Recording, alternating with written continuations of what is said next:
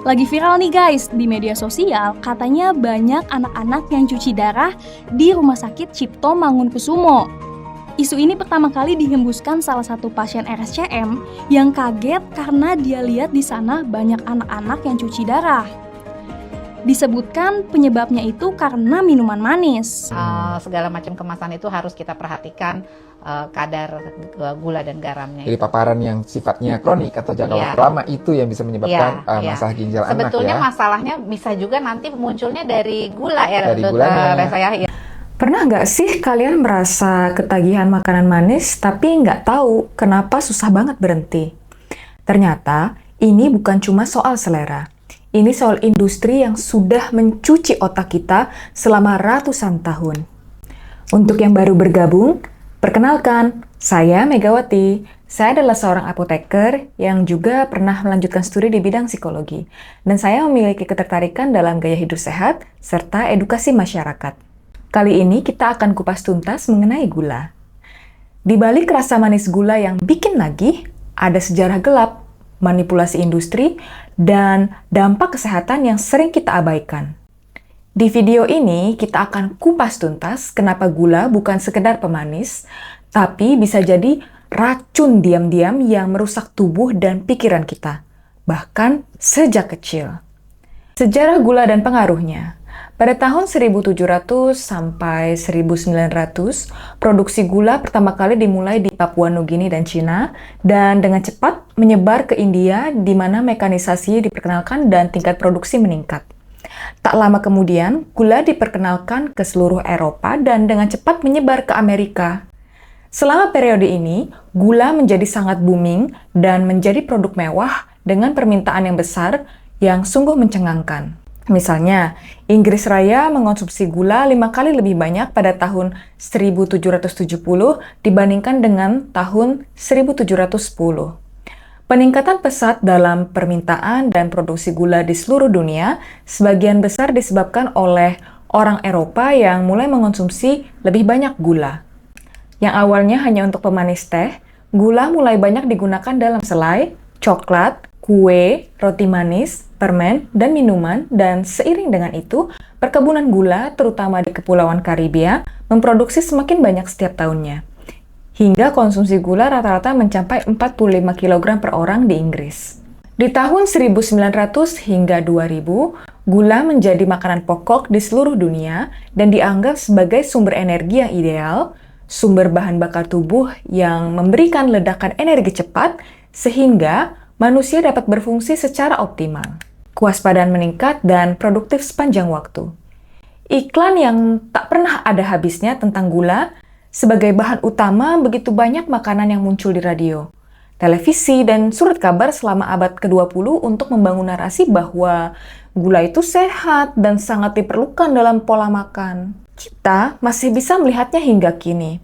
Tanyakan aja ke kakek nenek Anda. Banyak dari mereka akan mengingat gula sebagai bahan yang umum, yang tidak dihindari seperti sekarang. Semua bermula di tahun 1953, ketika seorang ilmuwan bernama Ancel Keys menerbitkan sebuah makalah yang mengaitkan data konsumsi lemak dan kematian akibat penyakit jantung yang berjudul Atherosclerosis, a Problem in Your Public Health. Masalahnya, ia hanya memakai data dari 6 negara, padahal ada data dari 22 negara yang tersedia dari WHO.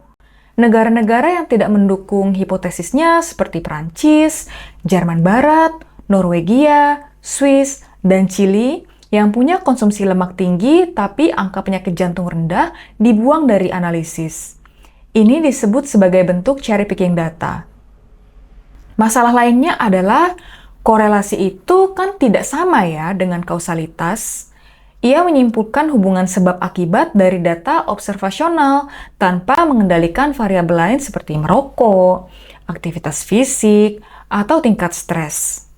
Selain itu, pada tahun 1958, Ancel Keys juga memulai studi yang dinamakan Seven Countries Study yang meneliti hubungan antara diet, gaya hidup, dan penyakit jantung secara longitudinal atau jangka panjang, dan hasilnya mulai dipublikasikan pada tahun 1970 hingga 1980-an. Narasi lemak bikin sakit jantung langsung menyebar. Lemak alami seperti dari telur, santan, dan mentega yang selama ribuan tahun jadi bagian dari makanan manusia, tiba-tiba dijadikan musuh. Padahal justru tubuh kita butuh lemak agar bisa berfungsi dengan optimal. Lemak adalah bahan baku utama untuk produksi hormon termasuk hormon seks seperti estrogen dan testosteron. Tanpa cukup lemak, tubuh akan kesulitan menjaga keseimbangan hormon yang bisa berdampak pada kesuburan, suasana hati, bahkan kualitas tidur. Lemak juga dibutuhkan untuk menyerap vitamin A, D, E, K.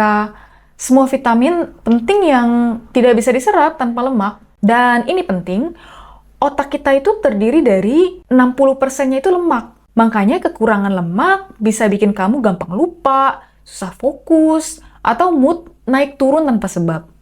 Dampak kesehatan lain yang bisa terjadi kalau tubuh kekurangan lemak dari makanan adalah kulit yang jadi kering dan cepat iritasi, sistem imun yang melemah, gampang lapar dan ngemil terus, siklus haid bisa terganggu buat perempuan ya.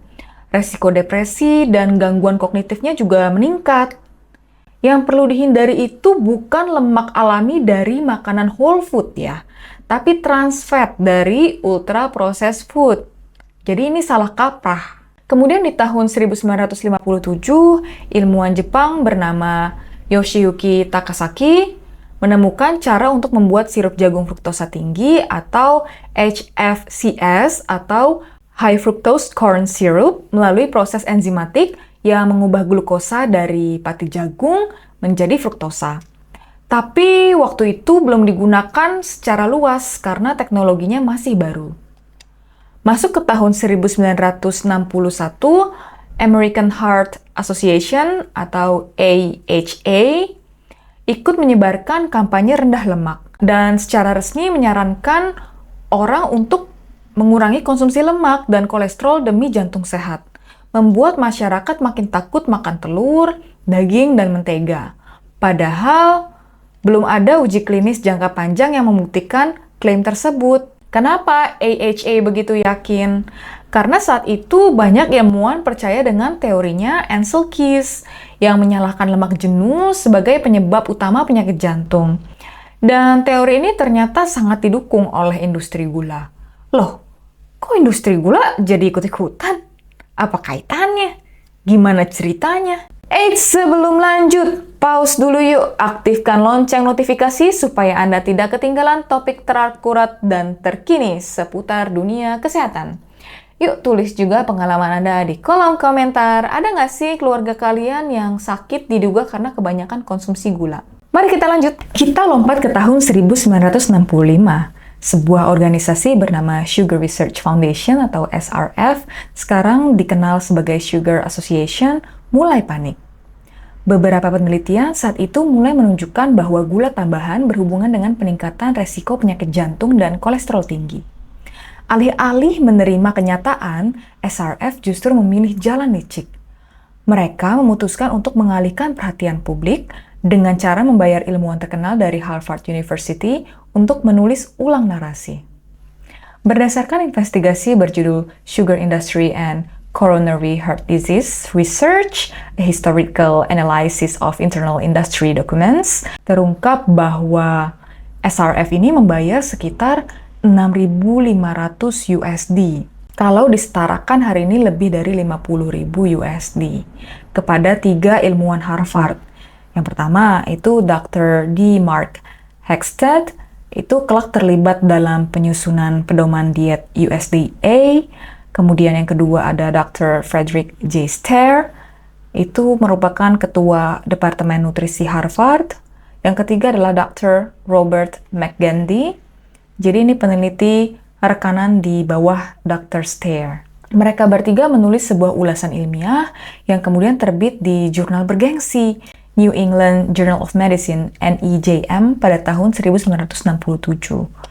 Judulnya itu Dietary Fats, Carbohydrates, and Atherosclerotic Disease. Dan isinya itu menyalahkan lemak jenuh sebagai penyebab utama penyakit jantung. Sementara gula sama sekali tidak disebut sebagai masalah kesehatan utama. Yang lebih parah lagi, pada masa itu NEJM belum mewajibkan deklarasi konflik kepentingan. Jadi publik dan pembuat kebijakan tidak pernah tahu bahwa artikel ini sebenarnya didanai oleh industri gula. Selama puluhan tahun, artikel ini menjadi acuan ilmiah utama di dunia kesehatan. Tanpa sadar, kita semua ikut meyakini bahwa lemaklah yang bikin kita sakit, bukan gula. Di saat yang hampir bersamaan, awal tahun 1970-an, mulai terjadi perubahan besar dalam industri makanan Amerika.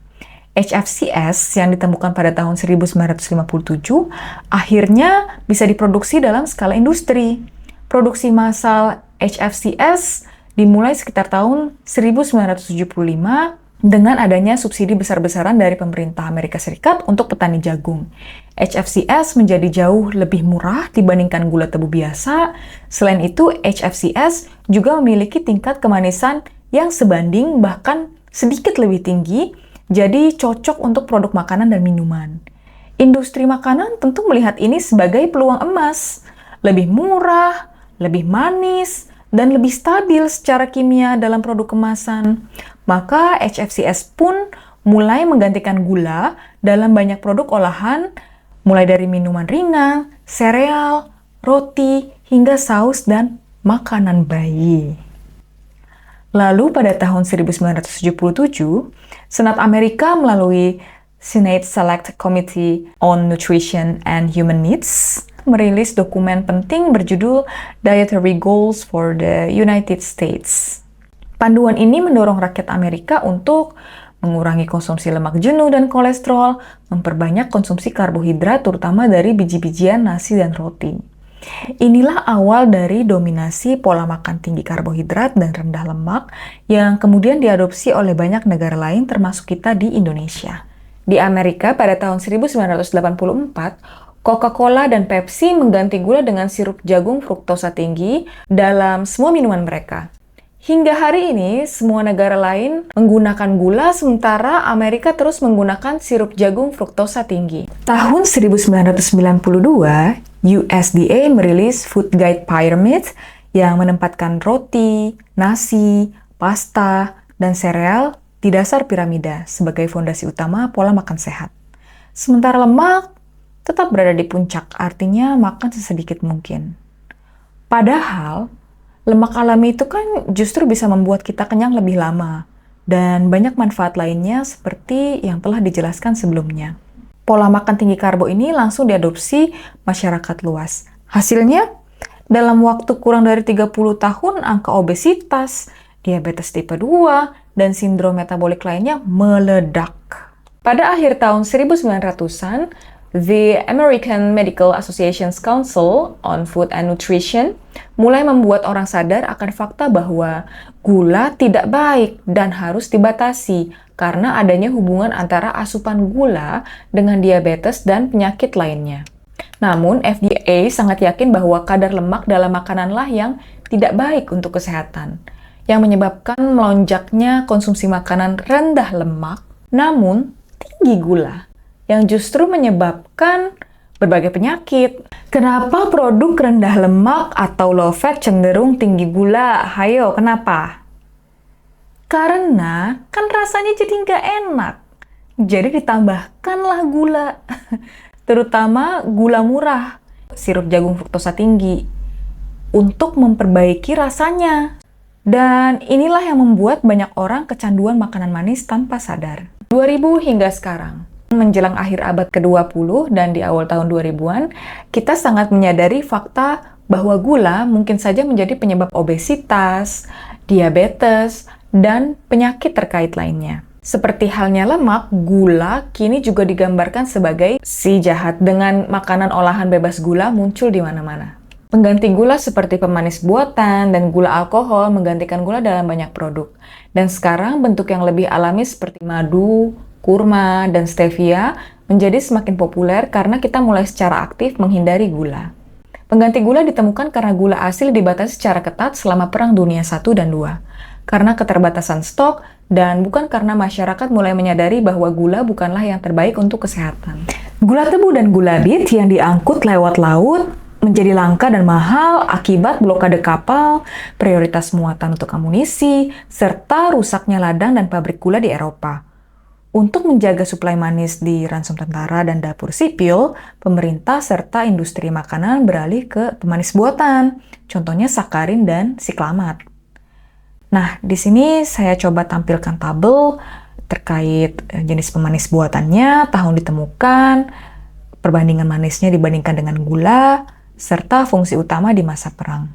Yang pertama adalah sakarin, itu ditemukan tahun 1879 oleh Remsen and Fahlberg. Itu manisnya 300 sampai 500 kali dibandingkan gula biasa dan dipakai luas di Perang Dunia I dan Perang Dunia II sebagai pengganti gula pada kopi, teh, selai, dan obat-obatan militer. Yang kedua adalah siklamat. Itu ditemukan pada tahun 1937 oleh Michael Sveda.